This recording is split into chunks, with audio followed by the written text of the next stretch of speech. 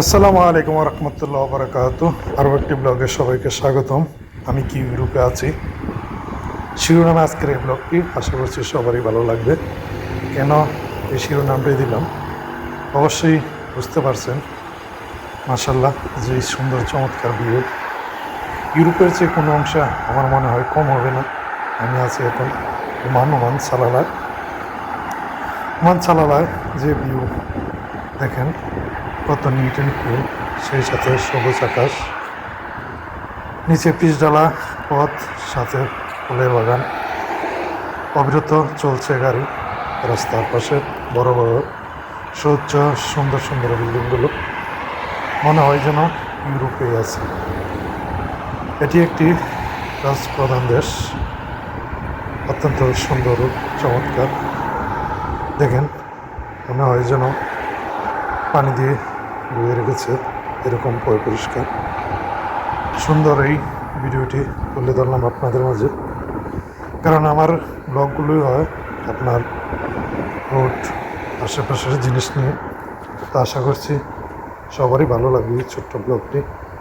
সবাই ভালোবাসা দিয়ে পাশে থাকবেন এবং আমার এই সুন্দর ব্লগ উপভোগ করবেন। রাস্তার মধ্যে দেখেন আইল্যান্ডটা ঠিক কত বড়, তার মাঝে আপনার সুন্দর সুন্দর ফুল গাছ লাগানো হয়েছে। এটা রাস্তার যে সৌন্দর্য, এটাকে আরও বাড়িয়ে তুলেছে।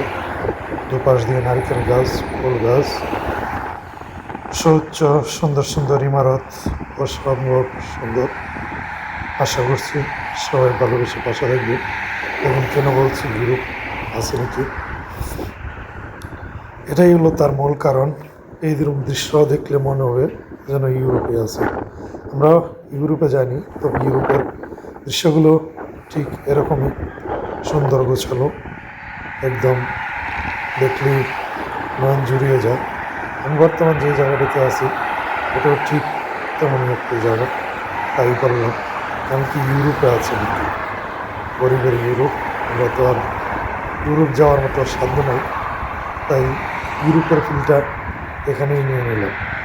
প্রিয় বন্ধুরা, সবাই ভালোবাসা দিয়ে পাশে থাকবেন। আমি একজন নতুন ইউটিউবার, সবার ভালোবাসা হলে ইনশাল্লাহ আপনাদেরকে আরও সুন্দর সুন্দর ব্লগ ভিডিও উপহার দিব। ইনশাল্লাহ নেক্সটে আরও সুন্দর ভিডিও পাবেন। সবাই ভালোবাসা দিয়ে পাশে থাকবেন। সবাই আমার পেজটি এবং ইউটিউব চ্যানেলটি সাবস্ক্রাইব করে সবাই আমার পাশে থাকবেন।